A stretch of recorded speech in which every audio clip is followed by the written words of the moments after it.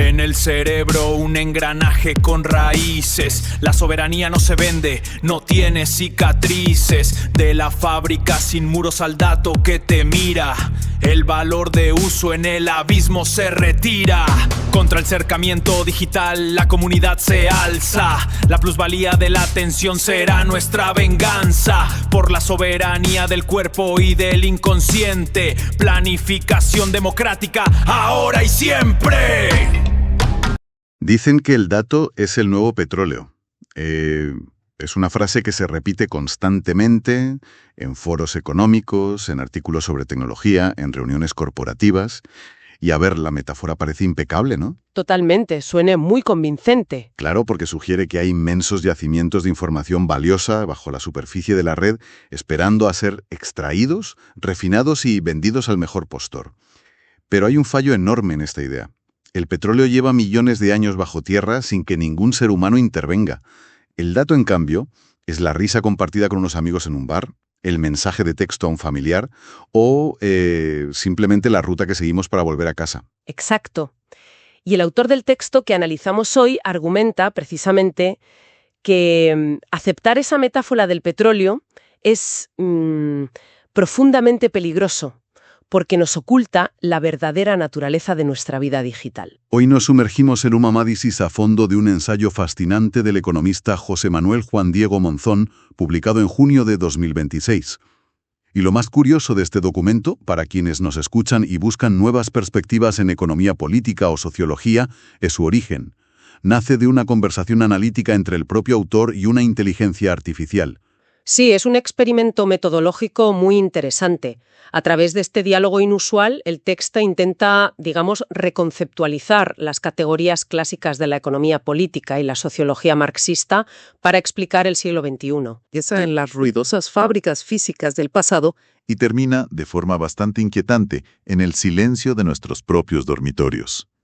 Vamos a explorar la diferencia crucial entre alienación y explotación, y sobre todo, a descubrir cómo recuperar la soberanía sobre nuestras vidas frente al poder corporativo.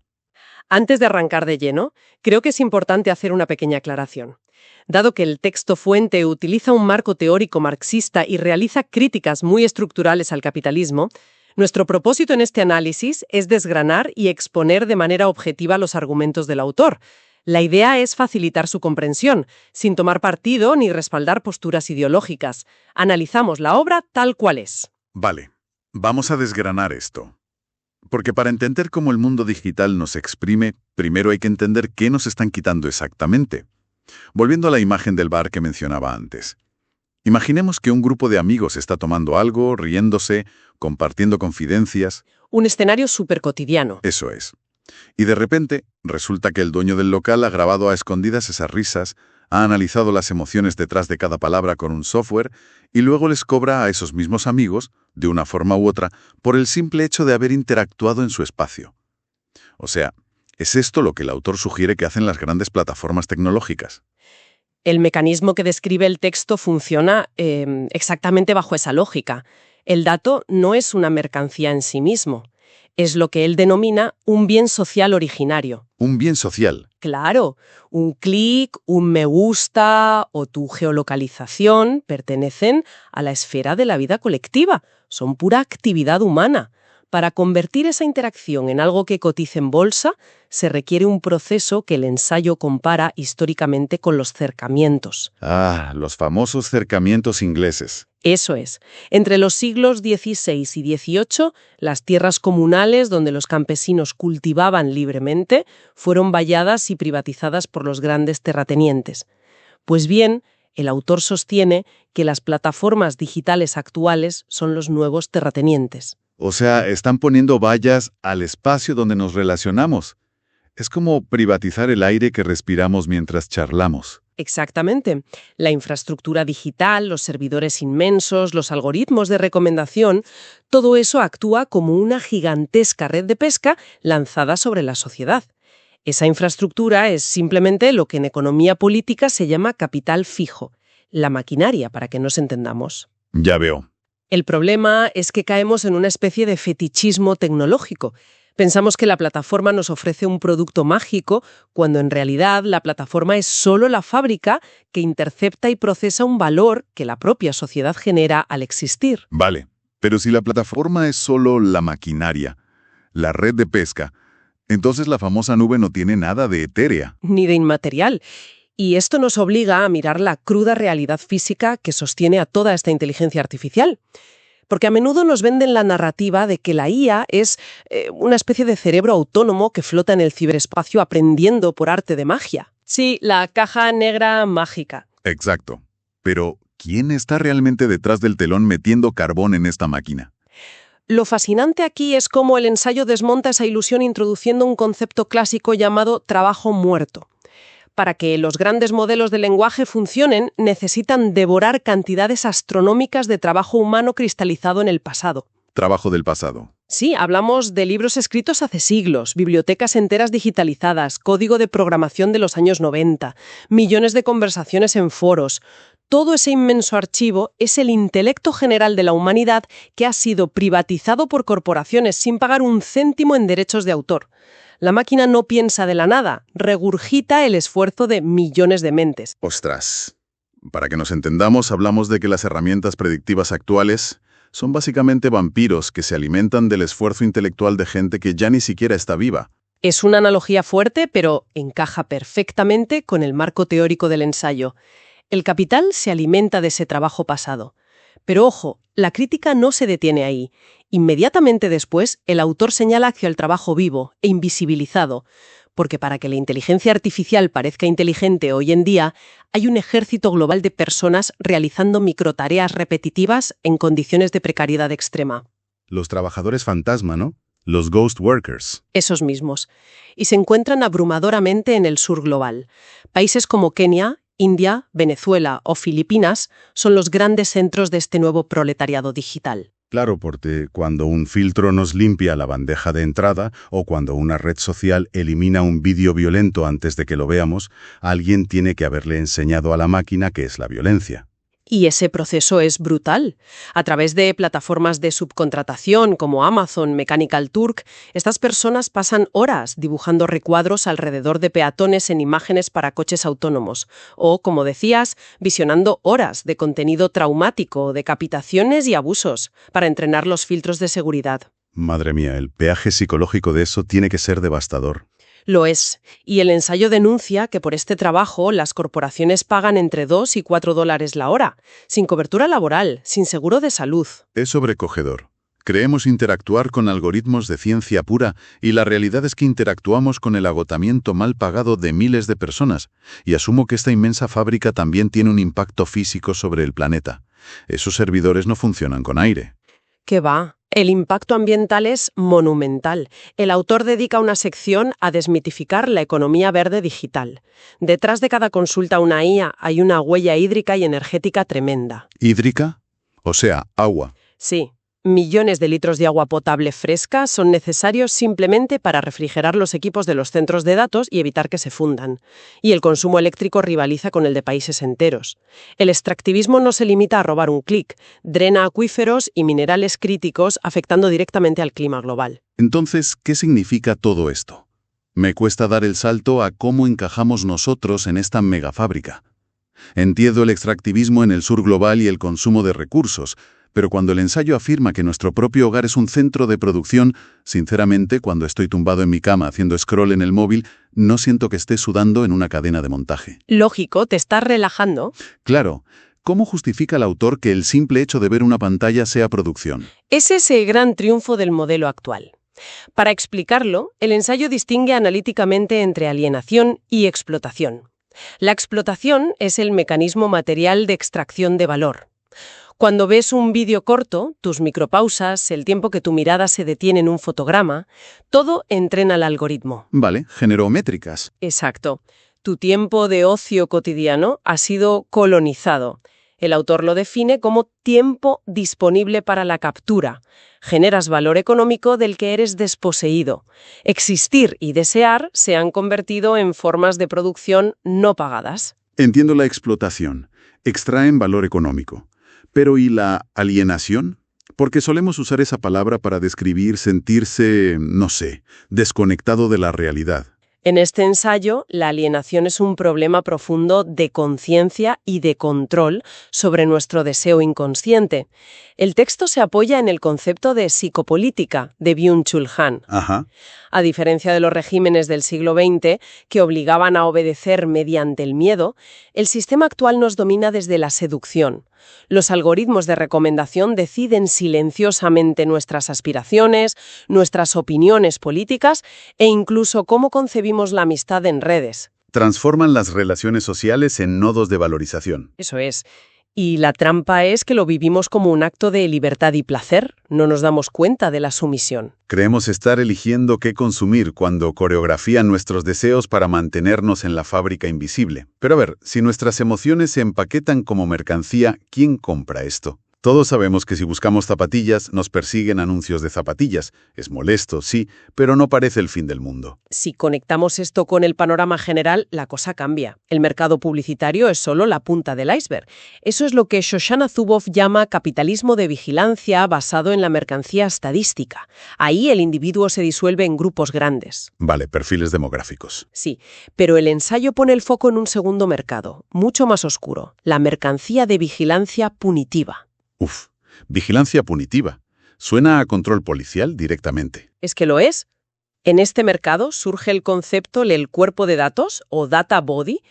Empresas que actúan como data brokers recopilan historiales médicos, inferidos, geolocalización minuto a minuto, patrones de consumo, y crean dosieres hiperindividualizados. ¿Para vendérselos a quién? A estados, departamentos de policía, agencias de inteligencia, empresas de seguridad privada. O sea, estamos hablando de tecnología tipo Pegasus, el software espía que se colaba en teléfonos de activistas. Pegasus es el ejemplo paradigmático. El ensayo subraya que el control social y la soberanía corporal se han convertido en un modelo de negocio súper-rentable. Ya no es una herramienta ocasional del Estado. Y me imagino que a nivel geopolítico esto tiene que ser un desastre para los países más pobres. Es un colonialismo digital de manual. Las grandes potencias tecnológicas consolidan su dominio extrayendo datos del sur global, entrenando modelos con su trabajo precarizado y luego les venden esas mismas herramientas de vigilancia. Los países periféricos acumulan una dependencia tecnológica brutal. Por eso el autor insiste en que la sociología debe estudiar esto desde economías no occidentales. Claro, la perspectiva es vital. Y ante un panorama tan denso, donde secan acuíferos, explotan trabajadores, moldean nuestro inconsciente y venden vigilancia a los estados, la reacción natural sería el fatalismo absoluto, tirar el ordenador al mar. La resignación académica la llama él. Eso. Pero el ensayo propone medidas sociológicas y organizativas concretas, ¿no? Y aquí es donde se pone realmente interesante. Porque el autor advierte que quejarse usando el propio vocabulario de las plataformas es una trampa. Una reflexión brillante sobre el lenguaje. Si tú exiges recuperar el control de mi perfil o pides que no moneticen mi contenido, ya has aceptado su marco. Has aceptado que tu identidad es un perfil corporativo y tu creatividad es contenido mercantil. Qué fuerte. O sea, la resistencia empieza por negarse a usar sus palabras. Pero, más allá del vocabulario, ¿cuáles son las tácticas de acción directa? Porque en una fábrica física hacías huelga parando las máquinas. Aquí, ¿cómo se hace? El autor propone varias tácticas colectivas. Por un lado, la huelga de atención. Una desconexión colectiva organizada y masiva. Al retirar nuestra atención a la vez, se corta el flujo de plusvalía. Desconectar todos juntos, ¿vale? Y por otro lado, lo más llamativo, el sabotaje algorítmico. Suena súper técnico. ¿Cómo hace alguien normal un sabotaje algorítmico? Consiste en introducir ruido y datos falsos a propósito para contaminar los modelos predictivos. Por ejemplo, con extensiones de navegador como Ad Nauseam. Tú no ves la publicidad, pero en segundo plano el programa hace clic automáticamente en todos los anuncios de la página. ¡Ostras! Claro, al hacer clic en todo, tu perfil se vuelve un caos absoluto. La corporación ya no sabe si quieres comprar comida de perro, un coche o pañales. Exacto. El dato pierde su valor. Otro ejemplo es Nightshade, que usan los artistas gráficos. Alteran los píxeles de sus obras antes de subirlas. Tú ves un perro, pero la red neuronal que la roba para entrenarse lee un bolso. Si miles lo hacen, el modelo colapsa. Envenenar los datos. Me parece fascinante. Y todo esto entronca con lo que el texto llama derechos de tercera generación, ¿no? Sí, específicamente el derecho a la opacidad cognitiva. El derecho humano a ser ilegible para la máquina, a que no mapeen tu inconsciente. Pero claro, esto no puede recaer solo en acciones individuales. El texto plantea la necesidad de socializar la propiedad de las infraestructuras tecnológicas globales. Recuperar las vallas y las redes de pesca. Exacto. Crear cooperativas digitales o empresas tecnológicas públicas, donde el diseño algorítmico responda al interés y bienestar social, no a la venta de vigilancia punitiva. Y hablando de bienestar social, llegamos al tema de la salud mental, que a menudo lo enfocamos fatal. Si pasamos el día hiperconectados y terminamos con ansiedad o deprimidos, solemos echarnos la culpa. En plan, ¡ay, me falta fuerza de voluntad! Y el ensayo exige politizar esa salud mental. La epidemia de ansiedad y depresión por el bombardeo digital no debe verse como un fallo individual. El autor plantea que deben tratarse sociológica y legalmente como accidentes laborales de la economía de la atención. Un cambio de paradigma total. Si la plataforma es la fábrica y tu atención es la mercancía, que tu sistema nervioso colapse es un síntoma de sobreexplotación. ¡Qué locura! Bueno, hemos hecho un viaje extraordinario hoy. Desde luego. Empezamos derribando el mito del petróleo y entendiendo que el dato es la mercantilización de nuestro lazo social. Hemos visto el sudor de los trabajadores fantasma, el agua gastada en refrigerar servidores y cómo nuestro propio dormitorio es el nuevo epicentro de la producción capitalista. Y esto plantea una pregunta importante para cerrar, algo que el ensayo deja en el aire en sus rincones más profundos. A ver, Sí, como asume la teoría tradicional del valor, solo el trabajo humano crea valor. ¿Qué pasará con nuestras categorías económicas y políticas cuando el capital fijo, es decir, la inteligencia artificial, alcance tal autonomía que tome decisiones y genere resultados que se intercambien en los mercados por sí solos? sin humanos en el proceso. Exacto. ¿Se rompe por completo el sistema económico que conocemos o simplemente evoluciona hacia una forma de dominación que aún no tenemos palabras para describir? Hay que dar esa reflexión sobre los límites inexplorados del sistema para que quienes nos escuchan le den una vuelta. Si el dato es esa conversación grabada a traición en el bar, la pregunta es, ¿cuánto tiempo más estamos dispuestos a pagar por el privilegio de que nos vendan nuestras propias risas? Ha sido un placer, como siempre, profundizar en estos temas. Igualmente, ha sido un debate interesantísimo. Hemos llegado al final del podcast, pero el debate material apenas comienza. El agotamiento crónico que sientes, la ansiedad y la colonización de tu ocio no son fallas de tu gestión emocional personal, son accidentes de trabajo de un sistema que drena tu subjetividad las 24 horas del día. Ya hemos hecho el diagnóstico conceptual, la mercancía de datos nos asedia, la psicopolítica nos captura y la hegemonía tecnológica intenta normalizar que un puñado de corporaciones sean dueñas de la cultura acumulada de la especie. Pero la teoría sin praxis es solo impotencia académica. Ya lo decía Marx en su 11 tesis sobre Feuerbach. Los filósofos se han dedicado a interpretar el mundo. De lo que se trata ahora es de transformarlo.